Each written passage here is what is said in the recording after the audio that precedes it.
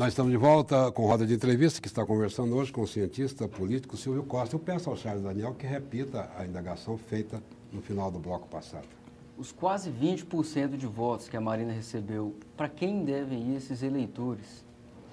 Olha, é interessante, veja, essa votação, ela tem uma série de sentidos.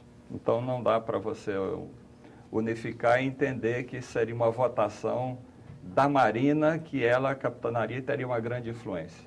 Não é? Ela não tem uma tradição de vinculação com o PV. O PV é um partido pequeno, não é? Não tem estrutura orgânica a nível nacional, é um PV, é um partido dividido, não é? Então, ele não representa essa votação que teve.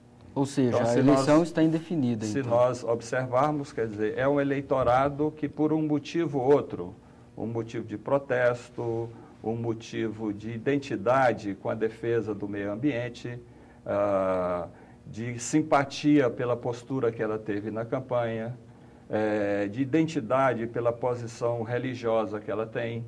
Então, são uma série de fatores que levaram a esses 20%. É pelo programa de governo, porque a gente para pensar assim, tem uma mulher chegando lá na presidência, o eleitorado feminino é grande, mas aqui em Goiás só 2 mulheres foram eleitas para a Assembleia, eram 6, 4 vagas dançaram. E aí?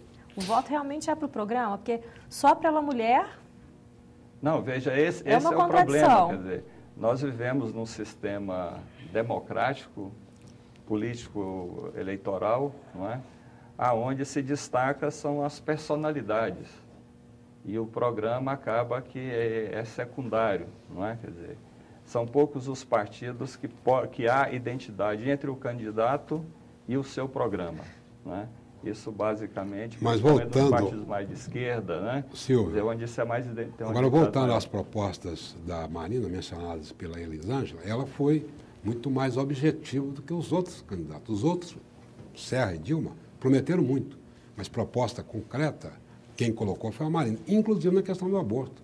A proposta dela é que se convoque um plebiscito para discutir-se se a sociedade brasileira aceita ou não o aborto. Da mesma forma que as reformas, essas reformas básicas, a política tributária, previdenciária, ela sugere uma constituinte exclusiva. Quer dizer, ela primeiro dá um caminho para o país pensar esses enigmas que hoje travam a discussão nacional.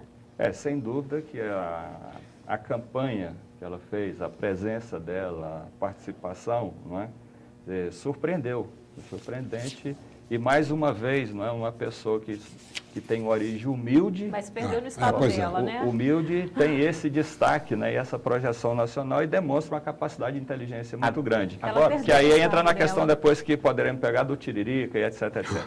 Deixa eu só lhe fazer uma pergunta. Peraí, uma coisa por vez, eu dei uma provocada aí, mas peraí, uma coisa por vez. Então, veja, só terminar isso aqui.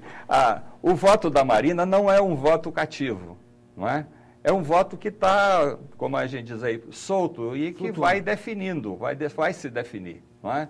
Se você observar, por exemplo, a votação que ela teve em Brasília, não é?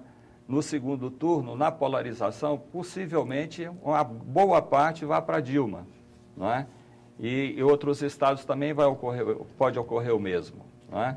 Porque é um eleitorado mais crítico e, ao mesmo tempo, é um eleitorado que, mesmo com crítica ao governo Lula, entende que deve haver uma continuidade desse governo. Então, agora são 19 milhões de votos, quase 20 milhões que a Marina teve.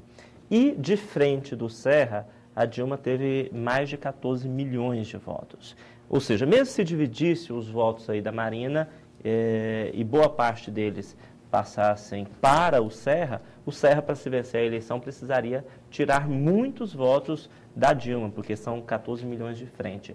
O senhor vê clima, vê possibilidade disso? Olha, a possibilidade em tese sempre existe, porque a campanha vai estar começando, né? Quer dizer, você não pode definir a priori. Agora, a dificuldade é muito grande, porque aquilo que se evitou no primeiro turno, que não fosse uma polarização, né, do governo que o Serra participou, defendeu, das posições políticas que ele defendeu, não é? E das que a Marina, que a Dilma e o Lula defendem, não foi feito isso de uma forma tão clara no primeiro turno, vai ser feito agora. Não é? Então, isso aí tudo indica que, pela aceitação, a popularidade do presidente Lula e pela avaliação de que o país, de fato, né, está conseguindo desenvolver, está distribuindo renda, a população está mais satisfeita, né? Então, tudo isso são elementos favoráveis. Professor, o senhor falava ainda há pouco aqui que o eleitorado brasileiro ainda é essencialmente machista, elitista, conservador. Diante desse quadro, como é que o senhor prevê que possa reagir o eleitorado nesse segundo turno? Se caminha de forma mais uniforme para ideologia, buscando aí uma alternativa, uma alternância de poder, que seria José Serra, ou uma continuidade, votando com o estômago, como a maioria do povo votou na Dilma? Esse discurso, ele sempre aparece, não é? Quer dizer, não só no Brasil, em vários outros países. Eu já presenciei em eleições em outros países esse discurso, a gente acompanha. Primeiro, o que vai definir o voto do eleitorado, da grande maioria do eleitorado? Não é a ideologia. A ideologia é um pequeno número, que aí é a votação que você tem nos partidos de esquerda, de centro-esquerda e nos partidos de direita, não é? Que tem uma votação pequena. Então, claro que há uma identidade com o programa, há uma identidade em termos de posse, de propriedade, de visão de mundo. Mas essa é uma votação pequena.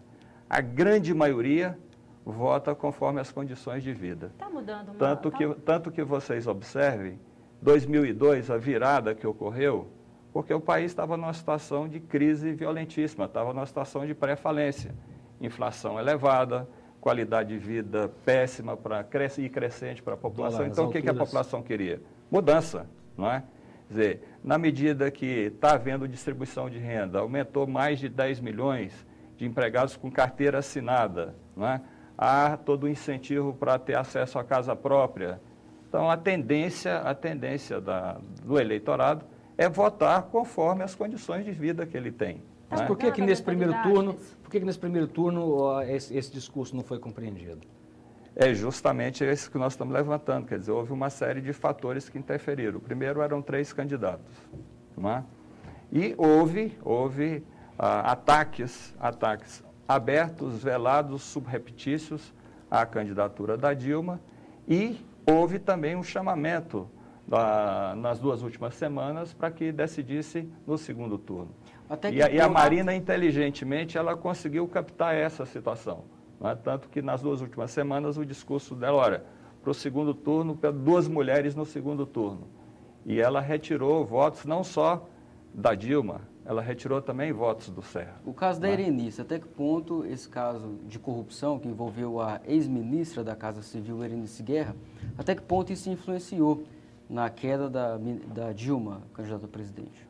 Sem dúvida que influencia, que a mídia joga pesado nisso. Se nós formos pegar nas eleições de 1989 e todas as eleições posteriores, e nas últimas eleições em 2006, não é?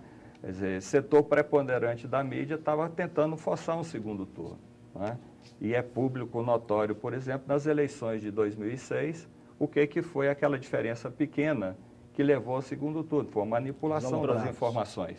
Não é? Professor. E claro que quando levou para o segundo turno, isso colocou um processo de definição com maior clareza e, diria assim, uma radicalização na exposição das propostas. Não é? Tanto que o Alckmin teve uma votação bem menor do que ele teve no primeiro turno. Tá, professor, agora só um questionamento sobre as pesquisas. A gente percebe, por exemplo, que as pesquisas davam que tanto a Dilma como o Marconi ganhariam no primeiro turno. Depois, no final, na reta final, houve uma adequação, mas mesmo assim, os principais institutos falavam que os dois ganhariam no primeiro turno. E a realidade foi diferente, inclusive com divergências até mesmo na pesquisa de boca de urna. O que está acontecendo? Precisa-se mudar as metodologias das pesquisas ou é normal esse tipo de erro? Olha, diria para você, normal não é. Agora ocorre sistematicamente no processo eleitoral no país, né? Porque pesquisa se transformou em instrumento de campanha, né?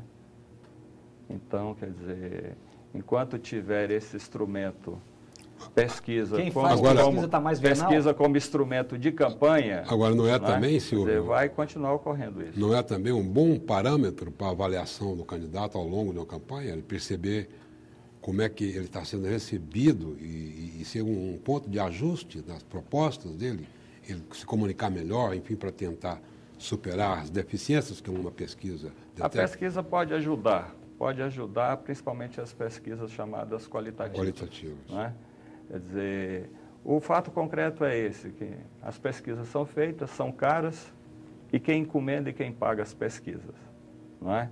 Quem encomenda e quem paga tem interesse. Os universos abrangidos. Nós podemos pelo menos supor que os institutos estão mais vendáveis? Eu diria que para me falar isso no ar aqui seria meio forte, não é? Quer dizer, agora a possibilidade de ter resultados próximos aos interesses daqueles que estão encomendando a pesquisa, é possível isso. Ou seja, dentro da margem de erro, a pessoa pode... Depende do talento. A margem de erro. Você pode observar que a margem de erro, de repente, não tem uma margem de erro de 1,5%, 2%, a margem de erro é 3%. Outro problema, sim. Então, a margem de erro de 3% são 6% de margem de erro. 3 para baixo, 3 para cima. Me parece grande isso, né? uma questão temerária, que é ter esse universo tão restrito. Como é que não é uma amostragem, um universo de 2.000 pessoas? 4 milhões de eleitores que nós temos em Goiás, e um instituto apresentou uma pesquisa de 800. 800 entrevistados. É muito, no mínimo temerário, para não dizer que é irresponsável, que isso não reflete opinião nenhuma. Você faz pesquisa numa região noroeste de Goiânia é uma coisa, você faz a pesquisa em Cachoeira Dourada é outra completamente diferente. E aí, vamos dizer... E o eleitorado não tem acesso à metodologia, aos locais onde foram realizadas as entrevistas, o tipo de formulário que lhe é apresentado. Poderia contra-argumentar, não estou defendendo as pesquisas, só contra-argumentando, porque aí se constrói um universo, não é? Bairros, categorias sociais, e faz mais ou menos um universo e pesquisa esse universo. E daí se conclui que a partir desse universo, que é um universo restrito, pode espelhar a vontade do eleitorado. Só que aí não expressa, que eu vejo que é um dos problemas da pesquisa, né, que é a tradição da cultura política, os elementos de influência que se tem nos últimos dias, do vizinho, do parente, não é? Às vezes é muito comum, nós convivemos com isso, a pessoa declara que vai votar ou que tende a votar num determinado candidato. Por um fator qualquer, sem grande importância, ele muda o voto, né? Então, isso ocorre muito. Professora, então, há essa debilidade nas pesquisas, né? Tanto que, então toda pesquisa tem uma margem de erro. E veja, essas que chegam, nessas pesquisas agora, teve até 3,5% de margem de erro. Então, é muito grande, muito grande. E como as pesquisas são divulgadas por meios de comunicação que procuram influenciar o eleitorado, a tendência é acreditar, conforme a cultura política, de que aquele que tem um índice maior, que ele vai ganhar as eleições. Então, ela é divulgada e trabalhada como instrumento de propaganda para ganhar o voto daqueles que estão indecisos. Silvio, né? Nós vamos agora para mais uma chamada comercial. A gente volta já com roda de entrevista, que está conversando hoje com o cientista político Silvio Costa.